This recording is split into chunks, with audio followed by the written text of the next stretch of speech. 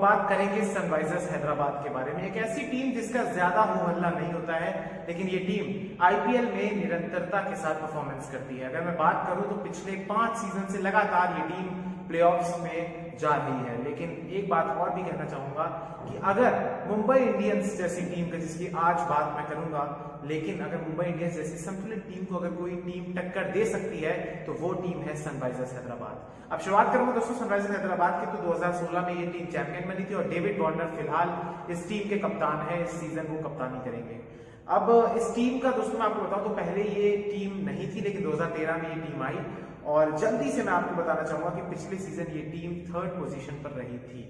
और अब बात स्क्वाड की करूंगा तो इस स्क्वाड में जाहिर सी बात है डेविड वार्नर कप्तान है, विलियमसन है, केन विलियमसन जो कि न्यूजीलैंड के कप्तान है, जॉनी बेस्टो है, जेसन रॉय है, जेसन होल्डर है, राशिद खान है, मुजीबुर रहमान है, मोहम्मद नबी है, अब्दुल समद है, भुवनेश्वर कुमार है, नटराजन है, मनीष पांडे है, वृद्धिमान साहा है, श्रीवत्स गोस्वामी है, प्रियम गर्ग है, विराट सिंह है, विजय शंकर है, केदार जाधव है, अभिषेक शर्मा है, संदीप शर्मा है, खलील अहमद है, सिद्धार्थ कौल है, बेसिल थम्पी है, शाहबाज नदीम है, जगदीशन सुचित है। तो ये अच्छा खासा स्क्वाड है। आप देख सकते हैं कि इसमें अगर मैं अपने लिहाज से बताऊं तो मेरे को ये स्क्वाड ओवरसीज प्लेयर्स के लिहाज से सबसे ज्यादा बेहतरीन स्क्वाड लगता है। किसी भी ऐसी आईपीएल की टीम में इससे बेहतर शायद एक कंपोजिशन नहीं होगा ओवरसीज खिलाड़ियों का। इसी के साथ साथ यहाँ पर आपको इंडियन प्लेयर्स भी दिखेंगे जो बॉलिंग में ज्यादा मजबूत है, इसीलिए टीम बैलेंस्ड है। इसके अलावा दोस्तों यहाँ पर इस बात की भी करना चाहूंगा कि मिचेल मार्श चोटिल हो गए थे, लिहाजा जेसन रॉय को इस टीम ने अपने साथ जोड़ा है। इस टीम को जो मैचेस खेलने हैं दरअसल वो खेलने हैं चेन्नई में, दिल्ली में, कोलकाता में और बेंगलोर में। यानी शुरुआत में इनको स्पिनिंग ट्रैक्स मिलेंगे, उसी के लिहाज से दोस्तों इनको टीम बनानी होगी। लेकिन आइडियल 11 भी मैंने बनाई है, उसकी बात मैं करूं, लेकिन उससे पहले इस टीम के कुछ ऐसे खिलाड़ियों के बारे में बात करना चाहूंगा जिन्होंने इस टीम को छोड़ दिया या इस टीम ने जिनको छोड़ा है यानी रिलीज किया है। उनमें नाम है फेबिन एलन, बिली स्टैनली, संजय यादव, भावनकर संदीप, बावनका संदीप माफ कीजिएगा, और यारा पृथ्वीराज। इन 5 खिलाड़ियों को इन्होंने रिलीज किया है और ये जो 5 खिलाड़ी थे दरअसल ये इनकी टीम में आते भी नहीं थे, तो इन्होंने बेहतर ये समझा कि इनको रिलीज कर दिया जाए। अब रिप्लेस किससे किया ये भी आप जान लीजिए। इन्होंने रिप्लेस किया है केदार जाधव से। केदार जाधव 2 करोड़ रुपए में इन्होंने उनको परचेज किया। एक अच्छा ऑप्शन है, बैटिंग भी अच्छी करते हैं, क्रूशियल पोजीशन पर लोअर मिडिल ऑर्डर में आकर फिनिश अच्छा कर सकते हैं और कभी कभी अपनी एक जो इनका स्पेशल एक्शन के तहत ये बॉलिंग करते हैं, ऑर्थोडॉक्स जो बॉल डालते हैं वो भी उससे भी विकेट चटका सकते हैं अगर किसी बॉलर का खराब हो तो केदार जाधव आपको वो सुविधा दे सकते हैं। इसलिए केदार जाधव का इसमें इंक्लूजन अच्छी एक बाई हो सकता है। इसके अलावा इसमें मुजीबुर रहमान को भी इन्होंने खरीदा, यानी तीनों अफगानिस्तान के जो प्लेयर्स हैं वो अब इस टीम में हो चुके हैं। 2 अन्य हैं मोहम्मद नबी और राशिद खान। मुजीबुर रहमान को इन्होंने 1.5 करोड़ रुपए में खरीदा है। इसके अलावा इन्होंने जगदीशन सुचित को 30 लाख रुपए में खरीदा है। सिर्फ 3 बाइज इन्होंने किए हैं सिर्फ। और इनकी जो स्ट्रेंथ है दोस्तों, अब यहाँ पर इनकी स्ट्रेंथ की बात मैं करना चाहूंगा। इनकी स्ट्रेंथ सबसे बड़ी है इनके कप्तान डेविड वार्नर, जो कि आपको धुआंधार शुरुआत दे सकते हैं इस टीम को, और एक शुरुआत में अगर डैमेज करने लग जाएंगे सामने ऑपोजिशन की टीम को तो फिर उस टीम के पास कुछ नहीं बचेगा। इसके अलावा इस टीम के पास जो इंडियन बॉलिंग अटैक है, जिसमें संदीप शर्मा है, जिसमें भुवनेश्वर कुमार है, इसमें टी नटराजन है, जिसमें अब्दुल समद के रूप में एक बेहतरीन ऑलराउंडर है, ये जो तमाम लोग हैं, विजय शंकर को क्या ऑलराउंडर कहते हैं, वो भी एक अच्छा एक प्रकार से प्रोस्पेक्ट है। तो ये इस टीम का एक बहुत अच्छा वो है। प्लस इनके पास राशिद खान, मोहम्मद नबी के रूप में बेहतरीन स्पिनर्स हैं। इसके अलावा इस टीम के पास दोस्तों मैं बताऊं तो जो बॉलिंग की मैंने जिक्र किया, इनके बॉलर्स दरअसल कम इकोनॉमी के साथ रन देते हैं, इसीलिए ये टीम डेथ ओवर में भी अच्छी बॉलिंग करती है और शुरुआती पावर प्लेस में भी विकेट चटकाने में सफल रहती है। लेकिन अगर कहीं ना कहीं मुझे लगता है कि इसकी कोई कमजोरी है तो वो कमजोरी ये है कि इस टीम के पास इंडियन जो एक प्रकार से बैट्समैन है, इंडियन बैटिंग के फॉर्म में इसके पास ज्यादा मजबूत लोग नहीं है या ज्यादा ऐसे प्लेयर्स नहीं है जिनके पास ज्यादा एक्सपीरियंस हो। मुझे उदाहरण के तौर पर नाम याद आ रहा है सिर्फ मनीष पांडे का। मनीष पांडे का सीजन भी पिछली बार औसत ही रहा था, मिला जुला रहा था, इसलिए इस बार ये परफॉर्म कैसा करते हैं ये भी देखना होगा। लेकिन इस टीम की वीकनेस यही है कि इस टीम के पास क्रीम है, विदेशी खिलाड़ी बहुत अच्छे हैं, बॉलिंग अटैक बहुत अच्छा है, लेकिन मिडिल ऑर्डर या इंडियन बैट्समैन की कमी है यहाँ पर। उस चीज को इनको एड्रेस करना पड़ेगा। बात दोस्तों अगर मैं करूं एक्स फैक्टर खिलाड़ियों की, तो यहाँ पर मुझे 2 खिलाड़ी जो इस टीम में एक्स फैक्टर लगते हैं उसमें भुवनेश्वर कुमार है, जो कि इनको कमी खल रही थी पिछले बरस और इस बार वो वापसी करें। अभी इंडिया और इंग्लैंड की सीरीज में भी आपने देखा कितना अच्छा उन्होंने प्रदर्शन किया था। भूवी की तरफ ये लोग देख रहे हो। इसके अलावा जो मुझे दूसरे प्लेयर लगते हैं वो है डेविड वार्नर, जो कि स्टार्ट में ही आपको इतनी धांसू और धुआंधार स्टार्ट मिलेगी कि हो सकता है इस टीम को वहीं से टेक ऑफ कर जाए और फिर कहीं रुक ना पाए। बात दोस्तों आईपीएल 11 की करना चाहूंगा, क्योंकि इनको शुरुआती मैचेस चूंकि चेन्नई दिल्ली में खेलने हैं, चेन्नई और दिल्ली की जो पिचेस है वो स्लोइस्ट ट्रैक है, लेकिन कहीं ना कहीं आईपीएल 11 मुझे फिर भी लगता है कि इनकी जो टीम होनी चाहिए वो ये होनी चाहिए कि वार्नर और बेस्टो से ओपन कराना चाहिए। अगर बेस्टो को नहीं खिला रहे हैं, अगर स्पिनिंग ट्रैक है, तो फिर आपको अगर एक स्पिनर के रूप में और जोड़ना है तो फिर आप रिद्धिमान साहा के साथ ओपनिंग कर सकते हैं, यानी डेविड वार्नर के साथ या तो जॉनी बेस्टो या फिर रिद्धिमान साहा को आना चाहिए, फिर मनीष पांडे को आना चाहिए, फिर आना चाहिए केन विलियमसन को, फिर केदार जाधव को, फिर विजय शंकर को। बैटिंग ऑर्डर ऊपर नीचे हो सकता है लेकिन ये होना चाहिए। फिर अब्दुल समद को खिला सकते हैं, बेहतरीन एक ऑलराउंडर है, जम्मू कश्मीर से आते हैं और पिछले बार उन्होंने कुछ झलकियां दिखाई थी, कुछ क्लीन हिटिंग की थी, जिससे मुझे लगता है कि अब्दुल समद इस टीम के लिए एक बेहतरीन विकल्प, बेहतरीन टीम में एक सदस्य के तौर पर शामिल होंगे और अच्छे साबित होंगे। इसके अलावा मोहम्मद नबी या फिर राशिद खान। मोहम्मद नबी की कभी जरूरत पड़ेगी, अगर स्पिनिंग ट्रैक होगा तो मोहम्मद नबी को इस बार बाहर रखते हैं। अगर मैं बात करूं तो राशिद खान को खिलाएंगे, जाहिर सी बात है। फिर भुवनेश्वर कुमार को, नटराजन को और संदीप शर्मा को। तो यहाँ पर Warner, Bairstow, Manish Pandey, Williamson, Kedar Jadhav, Vijay Shankar, Abdul Samad और राशिद खान, भुवनेश्वर कुमार, टी नटराजन और संदीप शर्मा। ये मुझे लगता है कि आईपीएल 11 होगी जो सनराइजर्स के लिए काफी ज्यादा आइडियल रहेगी और सनराइजर्स जीतने के रथ पर सवार हो सकते हैं। उम्मीद है, मुझे लगता है कि ये टीम इस बार जो सीजन होगा इसमें भी क्वालिफाई करेगी। अब फाइनल में पहुंचती है, देखना होगा कि ये कितने अच्छे परफॉर्मेंस करते हैं उस दिन पर जिस दिन नॉकआउट मैचेस होंगे। लेकिन मुझे ऐसा भरोसा है कि ये टीम जितनी बैलेंस है, इस टीम में वो हर चीज है जिनकी एक सफल टीम को जरूरत पड़ती है, किसी टीम को चैंपियन बनने की जरूरत पड़ती है। मुझे लगता है कि ये टीम पहुंचेगी प्लेऑफ्स में और मेरा ऐसा मानना है कि तीसरे पायदान पर तो कम से कम ये रहेगी। बढ़ते हैं अब अगली टीम की तरफ और ये टीम है पिछली बार की फाइनलिस्ट टीम, पिछली बार की रनर अप दिल्ली कैपिटल्स।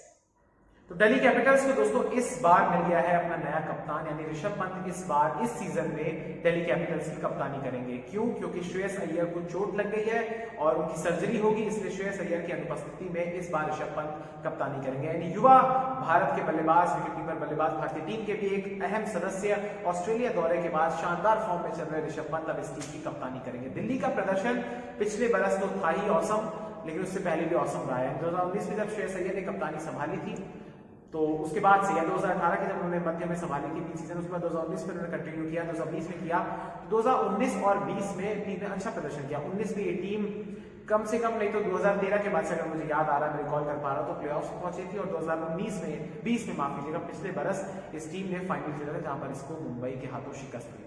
लेकिन कहीं ना कहीं पिछला सीजन ऐसा हो गया था कि एक जगह मुंबई है और सामने 7 टीमें हैं और फिर उनमें जो सर्वश्रेष्ठ टीम है वो मुंबई के साथ भिड़ेगी और 7 टीमों में सर्वश्रेष्ठ टीम थी दिल्ली कैपिटल्स और दिल्ली कैपिटल्स की टीम में अंततः खेला मुंबई इंडियंस के साथ।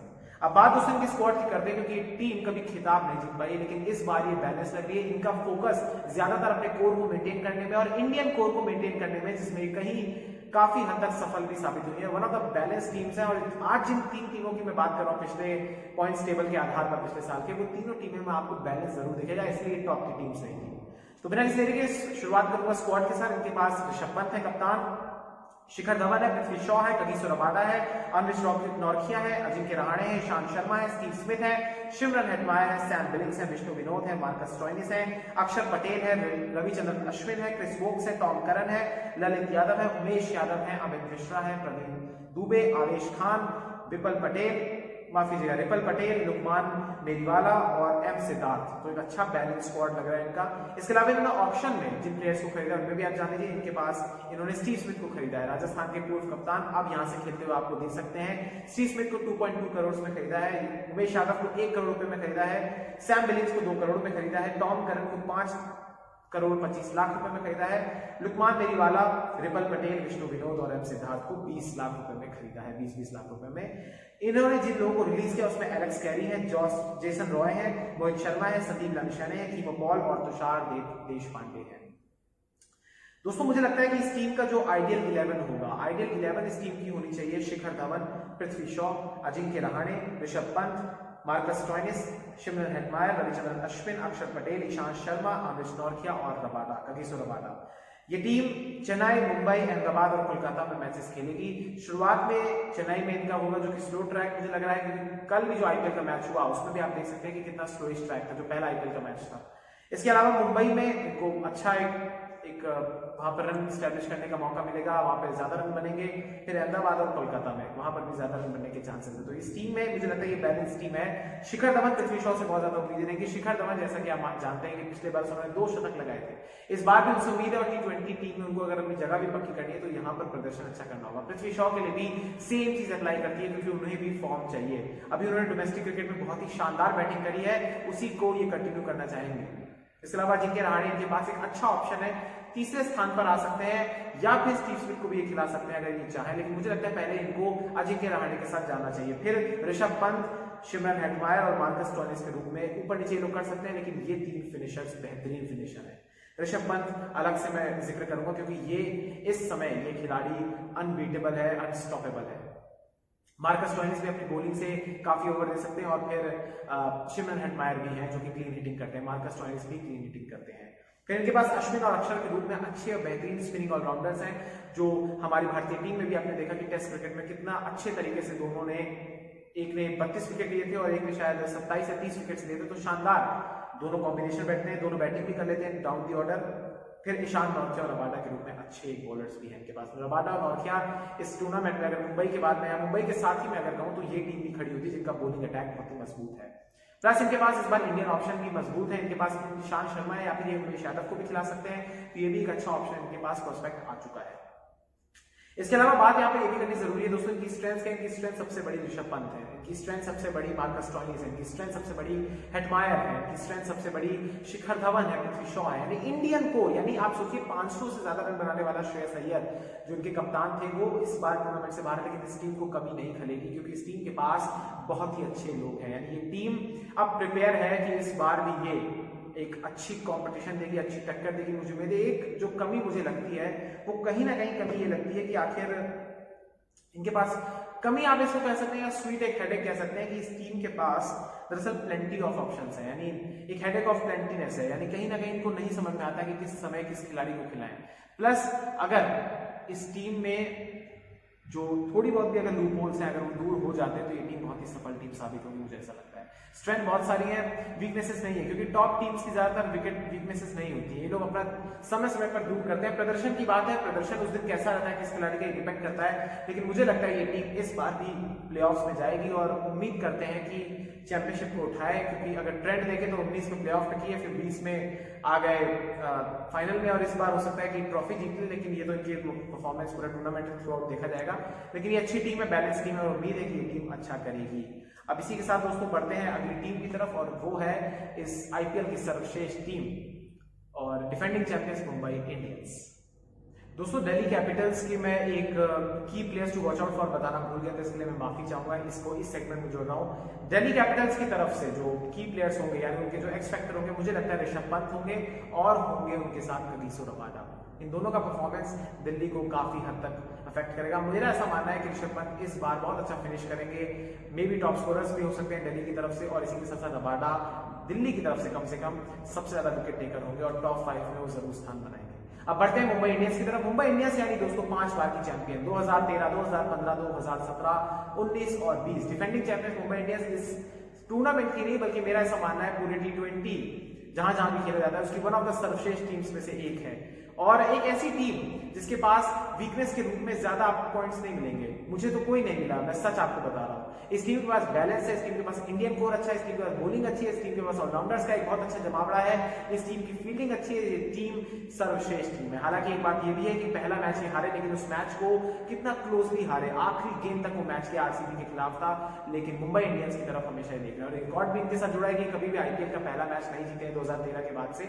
इसलिए भी मुंबई इंडियंस को कहना होगा कि ये स्लो स्टार्टर्स है लेकिन इफेक्टिव स्टार्टर्स है। बात करेंगे मुंबई इंडियंस की इस बार भी, तो मुझे लगता है कि ये इस बार भी चैंपियन बन सकती है, काफी ज्यादा चांसेस है अनलेस कोई एक उलटफेर ना हो जाए। बात इनकी स्क्वाड की करूंगा, रोहित शर्मा के हाथों में कप्तानी है, सभी को पता है। रोहित शर्मा के साथ होंगे Surya Kumar Yadav, Chris Lynn, Quinton de Kock, Ishan Kishan माफ कीजिएगा, Manpreet Singh, Aditya Tare, Saurabh Tiwary, Hardik Pandya, Krunal Pandya, Kieron Pollard, Anukul Roy, James Neesham, Piyush Chawla, Arjun Tendulkar, Marco Jansen, Jasprit Bumrah, Rahul Chahar माफ कीजिएगा, Trent Boult, Nathan Coulter Nile, Adam Milne, Dhawal Kulkarni, Mohsin Khan, Jayant Yadav और चरक, युद्धवीर चरक। ये इनका स्क्वाड है। इन्होंने किन प्लेयर्स को रिलीज किया, ये भी आप जान लीजिए। इन्होंने लसित मलिंगा को रिलीज किया क्योंकि वो जाहिर सी बात है कि रिटायर हो गए हैं। इन्होंने मैक्लेनेगन को रिलीज किया, पैटिंसन को, जेम्स पैटिंसन को, नेथन कुल्टरनाइन को रिलीज किया। फिर इन्होंने बाई किया शर्फे रदरफोर्ड को, प्रिंस बलवंत राय को और दिग्विजय देशमुख को इन्होंने रिलीज किया है, जिनको इन्होंने ऑप्शन में खरीदा। बड़ी स्मार्ट बाइज इन्होंने की है। इन्होंने एडम मिल्ले को 3 करोड़ 20 लाख रुपए में खरीदा है। नेथन कुल्टरनाइन को पहले रिलीज किया, फिर उन्होंने खरीद लिया और उनकी जितनी कीमत थी 8 करोड़ के समथिंग थी, उसमें इन्होंने कम से कम 2 प्लेयर्स इन्होंने ले लिए, यानी ये स्मार्ट बाय था। और उनको भी रिलीज जिनको रिलीज किया था, तो नेथन कुल्टरनाइन को इन्होंने 5 करोड़ में खरीद लिया। अर्जुन तेंदुलकर को, जो कि सचिन तेंदुलकर के सुपुत्र हैं, उनको 20 लाख रुपए में, जेम्स नीशम को 50 लाख रुपए में, Piyush Chawla experience leg spinner और एक मैजिकल लेग स्पिनर है, एक मिरेकल करते हैं, उनको भी खरीदा है 2 करोड़ 40 लाख रुपए में। युद्धवीर चरक और मार्को जैमसन को 20-20 लाख रुपए में खरीदा है। ये टीम ओवरऑल बैलेंस लग रही है। इस टीम को शुरुआती मुकाबले अपने खेलने हैं जिन 4 स्टेडियम से, वो है चेन्नई, दिल्ली, बेंगलोर और कोलकाता में। आइडियल 11 मुझे लगता है इस टीम की क्या होनी चाहिए, वो होनी चाहिए रोहित शर्मा, क्विंटन डिकॉक, इन दोनों को ओपनिंग करनी चाहिए। सूर्य कुमार यादव फिर एट 3 होने चाहिए, ईशान किशन एट 4 होने चाहिए, Hardik Pandya, Kieron Pollard, Krunal Pandya, Rahul Chahar, Trent Boult, Jasprit Bumrah और एडम मिल्ले। मुझे लगता है ये टीम बैलेंस्ड है और इस टीम को हराना बहुत मुश्किल होगा, या फिर अगर ये हारेगी भी तो बिल्कुल ही क्लोज एनकाउंटर्स में हारेगी। इस टीम की स्ट्रेंथ है, बात क्या करनी। इस टीम के पास स्ट्रेंथ का मैंने शुरू में जिक्र कर दिया कि सारे की सारी चीजें इनके पास है, सारे बॉक्सेस टिक हैं। डेथ में बॉलिंग हो, शुरुआती ओवर्स में बॉलिंग हो, या ऐसे बैट्समैन हो जो कि शुरुआत में धांसू शुरुआत है, धाकर शुरुआत है, या मिडिल ऑर्डर इनका बेहतरीन हो, फिनिश करने वाले शानदार ऑलराउंडर्स हो, ईशान किशन, सूर्य कुमार यादव, ऐसे वो प्रोस्पेक्ट्स हैं जो भारतीय टीम से भी खेले और एक प्रकार से इन्होंने डेफिनेशन ही बदल दी कि T20 फॉर्मेट कैसे खेलना है। हार्दिक पांड्या है, कृणाल पांड्या है, कैरन पोलार्ड है, रोहित शर्मा माफ कीजिएगा, और क्विंटन डिकॉक टॉप दी ऑर्डर शानदार शुरुआत देने में सक्षम है। इस टीम के पास कोई कमी नहीं है। Jasprit Bumrah, Trent Boult, Adam Milne, Rahul Chahar, ये सारे लोग डेथ में छोड़िए सब जगह, हर मिडिल ओवर्स में भी सब जगह बेहतरीन बॉलिंग कर सकते हैं। और एक कमी जो मुझे लगती है, छोटी सी कमी है कि इनके पास स्पिनिंग ऑप्शंस की कमी है, या वो ज्यादा एक्सपीरियंस नहीं है, इसलिए पीयूष चावला का इसमें जो इंक्लूजन है वो अच्छा है। बस यही है, बाकी ये टीम सर्वश्रेष्ठ टीम है, इसके बारे में और मैं क्या ही कहूं। मुझे लगता है कि ये टीम या तो खिताब उठाएगी या फिर ज्यादा से ज्यादा सेकंड पोजीशन पर आएगी। बेहतरीन टीम है मुंबई इंडियंस, इन्होंने अपने आप को अच्छे तरीके से चेंज किया है, उसको मेंटेन करके रखा है। तो इसी के साथ दोस्तों अंत करना चाहूंगा अपनी पूरी टीम एनालिसिस का। 3 वीडियो की ये श्रृंखला थी और आज की आखिरी वीडियो थी। मैं उम्मीद करता हूं आपको ये पसंद आएगा। इस वीडियो को अधिक से अधिक शेयर कीजिएगा, लाइक कीजिएगा, चैनल को सब्सक्राइब कर दीजिएगा और बेल के आइकन को जरूर दबा दीजिएगा, जब भी कभी कोई भी वीडियो डालूं आप तक उसका नोटिफिकेशन फौरी तौर पर पहुंच जाए। मुझे दीजिए इजाजत, मिलते हैं बहुत जल्द, तब तक के लिए शुक्रिया। जय हिंद, जय भारत, वंदे मातरम, इंकलाब जिंदाबाद, सत्यमेव जयते। नमस्कार।